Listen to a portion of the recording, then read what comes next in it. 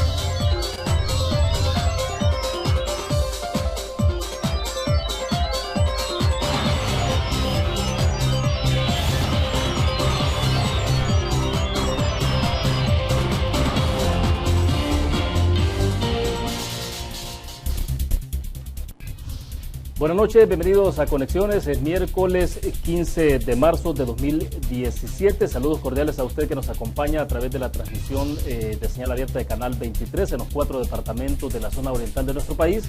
De igual forma a quienes nos sintonizan a través de los servicios de cable de Tigo y Claro a nivel nacional.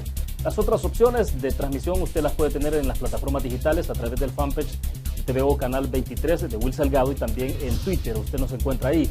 De igual forma, si usted desea tener la aplicación de TVO Canal 23, puede descargarla desde su smartphone y vernos en cualquier país en el mundo.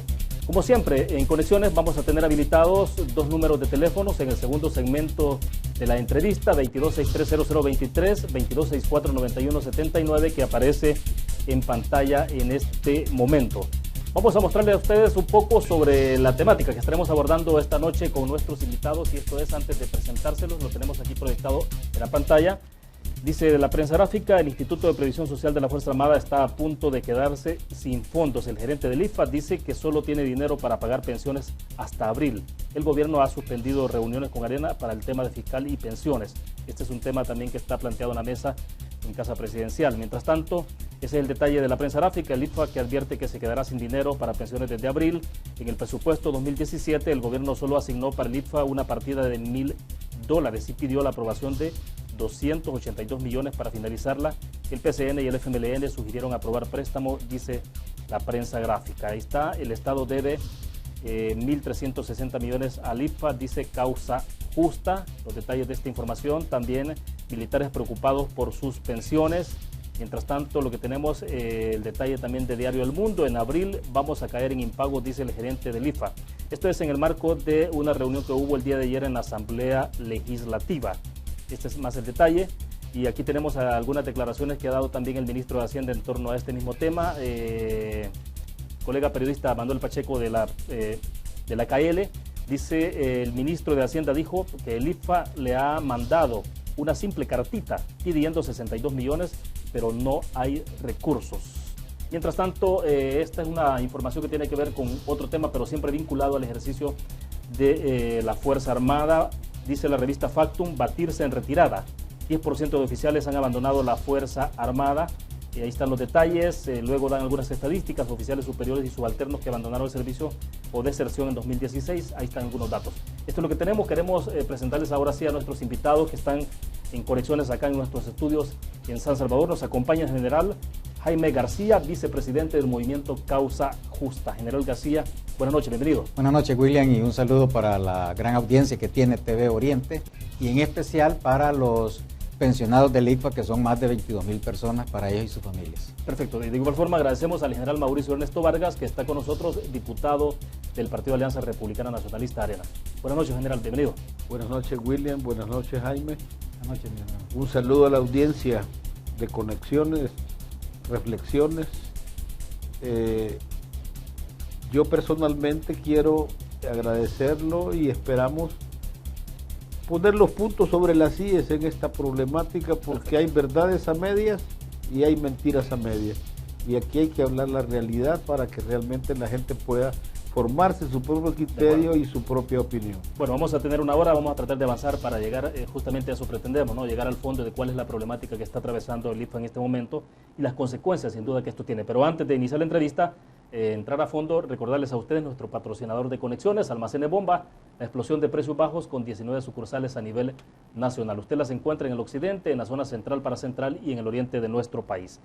Dicho esto, bueno, para comenzar entonces, me gustaría, general García, comenzar con usted, porque lo que se está hablando acá alrededor de todo esto es crisis, hay quiebra financiera, ¿ha habido un poco, cómo se puede, en breves palabras, cómo se puede dibujar el escenario que ha llevado al IFA a esta condición que se tiene en este momento? Bueno, gracias. ¿Cuál es el antecedente? Gracias por esa pregunta. Realmente el desfinanciamiento del ICFA nace precisamente desde que se genera el conflicto en este país en la década de los años 80.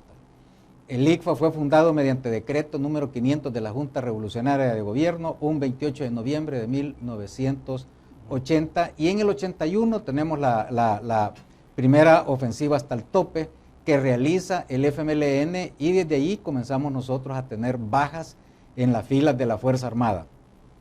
Y estas bajas al final significaron que al Instituto de Previsión Social le tocó que pagar las pensiones, le tocó pagar seguros a los sobrevivientes, y eso generó un costo bastante alto que a la larga han sumado más de 1.360 millones hasta este momento.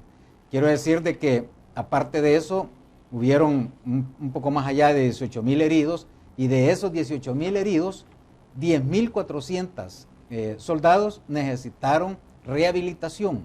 Esta rehabilitación era responsabilidad del sistema de salud pública de nuestro país, no fue cubierto, o sea, era responsabilidad del Estado.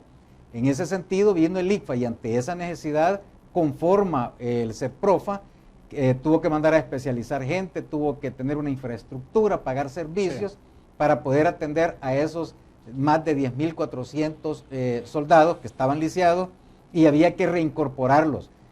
Muchos de ellos perdieron sus piernas por haber desarrollado el FMLN una política o una acción que va en contra de los derechos humanos universales, como es el poner minas quitapié, que muchas personas civiles también se vieron afectadas. En ese sentido, había que reintegrar a estos soldados a la sociedad. Así es que ese es el problema serio que ha tenido el ICFA. Aparte de eso, también cuando finalizan los acuerdos de paz, la desmovilización de estas tropas, el recurso que se tuvo a la mano para poder llevarlos a la desmovilización fue del ICFA. Entonces, a mí me extraña también, y quiero manifestarlo, cuando escucho al ministro de Hacienda que dice que él no sabe, que desconoce, que no es responsabilidad del Estado. Y se le olvida estos elementos históricos que yo estoy mencionando. Ahora bien, pero General Vargas, ¿en qué momento comienza a hablarse ya de una situación de crisis dentro del IFA? Es decir, porque está la cuota de cada militar, ¿no? Que entrega cada militar, y por lo tanto en algún momento hubo liquidez. Sí. O sea, pero ¿en qué momento entonces se da el quiebre y comienza a anticiparse de las posibilidades? Porque esto tampoco es nuevo. Debo entender que esto se remite incluso más allá de 2005, que comienza ya un poco las advertencias, ¿no? Es que puntualicemos lo que el señor general García plantea. El gobierno lo prevé desde el 24 de mayo del 2014. Da un decreto donde dice que el Instituto de Previsión Social de la Fuerza Armada desarrolla programas de habilitación profesional en favor del personal, los cuales tienen costo superior a las posibilidades de ser financiados por los cotizantes, las cotizaciones de sus afiliados.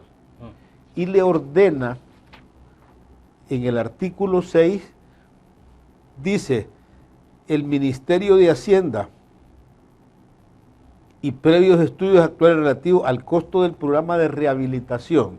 Esto estamos hablando del presidente Duarte, 1984. ¿Qué sucede? Claro. Nosotros tenemos nuestras reservas, tenemos los 3, 4 programas que tenemos. La agresión armada es contra el Estado, no es contra el ITFA. La agresión armada es contra el Estado, no es contra la Fuerza Armada. Y cuando hay dos rubros, el de rehabilitación y el seguro de vida solidario.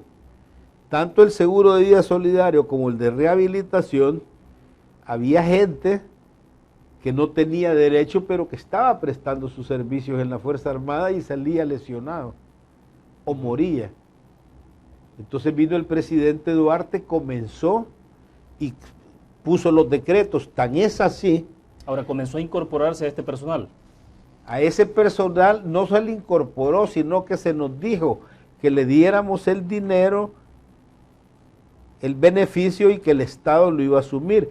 Tan es así que... O sea, porque eso ya superaba las posibilidades o los ingresos. No es que superara las posibilidades, es que no era obligación del IDFA. El IDFA prestó el dinero y se lo iban a reponer.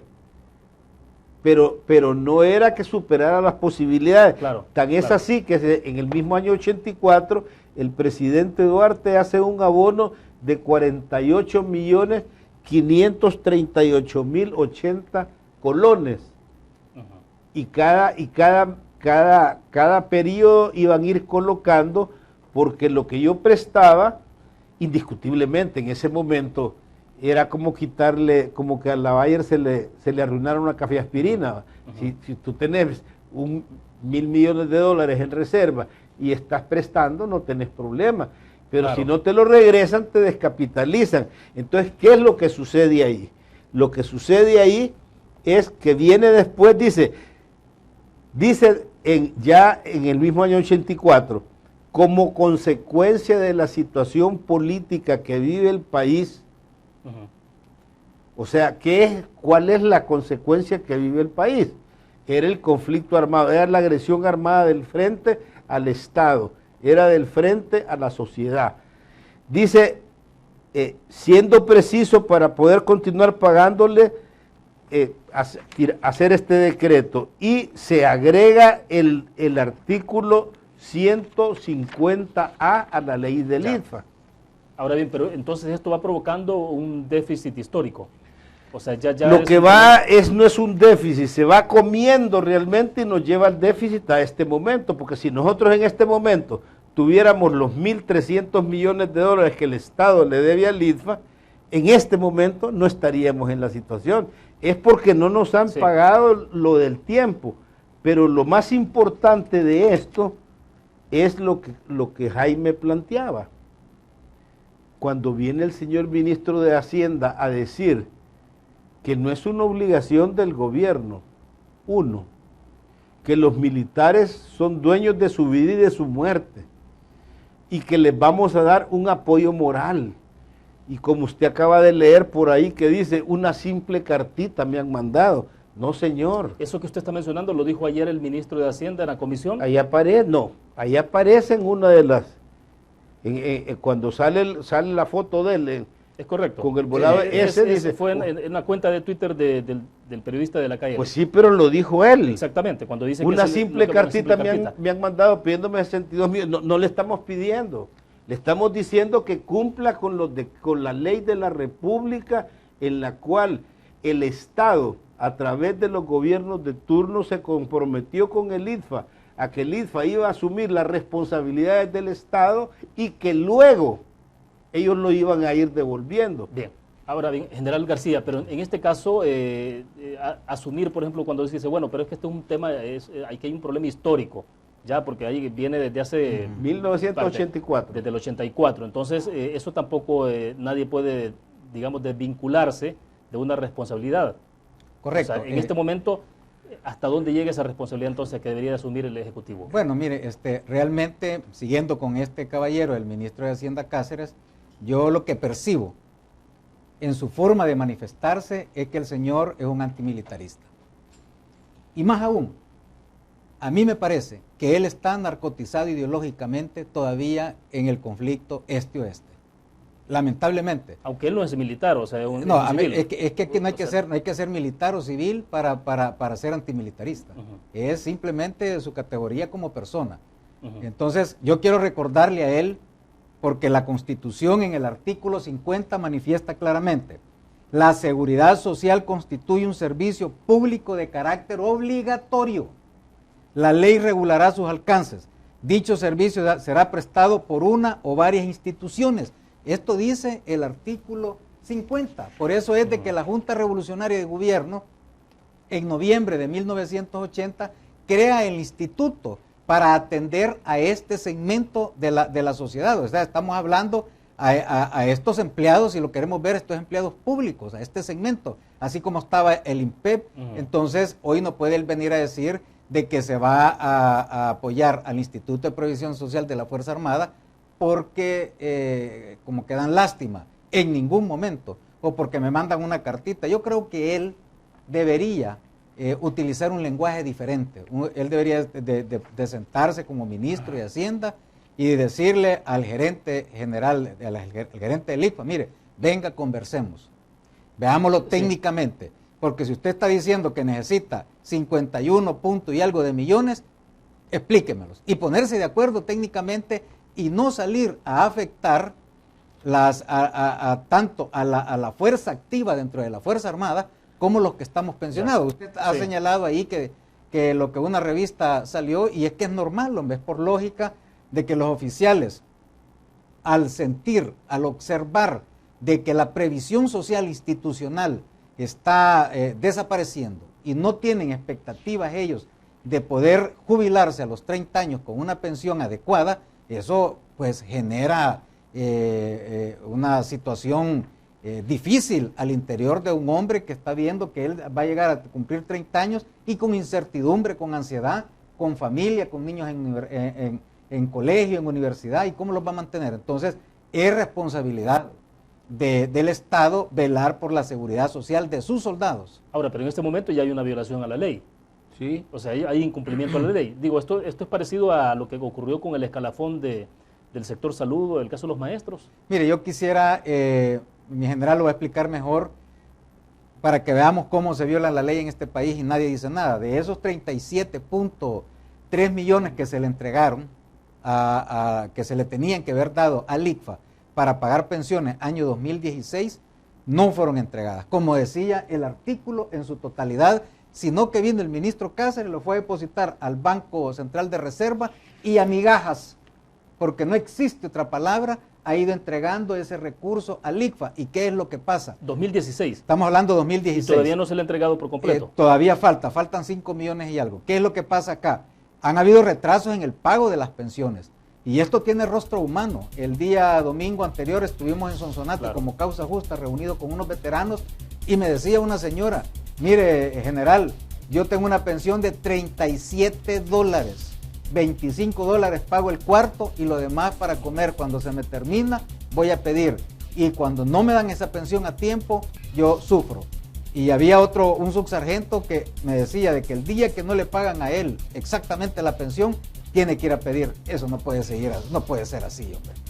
No puede ser así. Por culpa de una persona, que es el ministro Cáceres.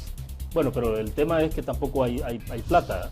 No, pero es que el problema no ese es el fondo al final, o sea que sí, pero tiene problemas de liquidez bueno, el gobierno. Veámoslo de esta manera, que nosotros no estamos inculpando a este gobierno. Primero estamos hablando de responsabilidad del Estado, no decimos porque no es cuestión de partidos políticos, es del Estado, fue una agresión contra el Estado. El Estado mismo hizo un factor que se llama los acuerdos de paz y hizo una desmovilización, y al hacer esa desmovilización le cortó de tajo el 50% de los cotizantes al IFA. Solo ahí lo reventaron, porque la demografía es que haya más cotizantes y menos pensionados. Pero cuando usted le quita de un solo tajo y no hace reformas paramétricas, entonces revienta el IFA. Y los acuerdos de paz los hizo el IFA. Las responsabilidades de esa desmovilización de la Fuerza Armada le corresponde al IFA o a los pensionados. Si el IFA es una institución autónoma de derecho público que la sostenemos nosotros, y de acuerdo a la Constitución, la responsabilidad social del bienestar le debe al Estado. El Estado hace un aporte específico. Entonces, lo que yo he querido ahorita sin entrar en la dinámica un poquito más ahí, ya podemos entrar a lo otro. Yo quería señalizar, hay una responsabilidad del Estado. Y dos, cuando el señor ministro, los 37.3 millones que eran para el 2017, fíjese cómo es la cosa. Los hacen, el desembolso se hace para mayo, el decreto. El desembolso se hace en agosto, 3 meses después. Para pagar de mayo para atrás, el INFA había hecho 2 préstamos al hipotecario y 1 al Banco Agrícola Comercial. Eso implicaba que los fondos que le entraban era para pagar, era para y pagar pagar eso. intereses. Todo lo que usted quiera.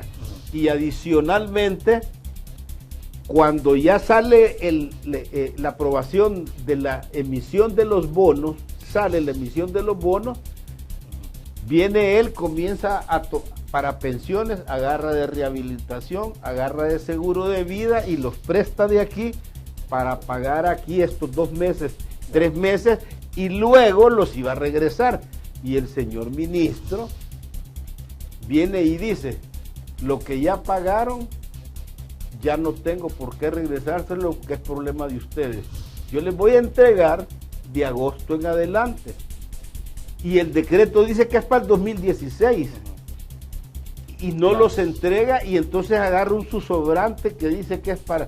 Mire, lo han agarrado de caja chica del Ministerio de Hacienda y eso no se vale.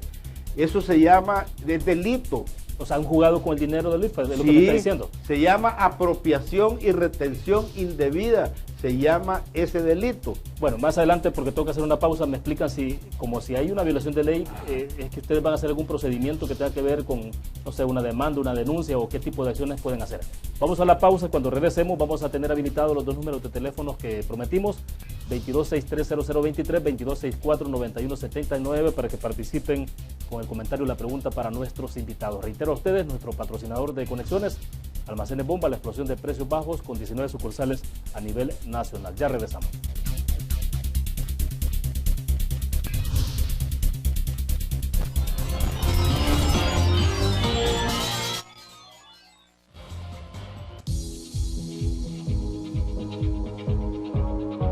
Mi nombre es Luis Enrique Merino Domínguez, tengo 24 años, actualmente soy estudiante de Ingeniería Eléctrica en la UCA. Comencé a correr en el 2014 y de pronto me di cuenta de que era una forma para poder quitarme todo el estrés, aparte de la U, las cosas que tenía que hacer en la casa, en la universidad. Sentí que era algo que era perteneciente a mí. Salí a correr fines de semana, de ahí se volvió un hábito, salí a correr cada día. Me fui adaptando a mis ritmos, trataba de sacar mis tiempos. Después corrí distancias de 5, 10, salí a correr hasta 21, 28 kilómetros en calle. Cuando comencé a correr ya con el Team Aves, fue una experiencia muy placentera, ya que corría con gente que entendía mi pasión. Los invito a ustedes a que si quieren seguir corriendo, que no se desanimen. Uno comienza poco a poco, pero cada paso que dé, cada metro que dé uno cuenta.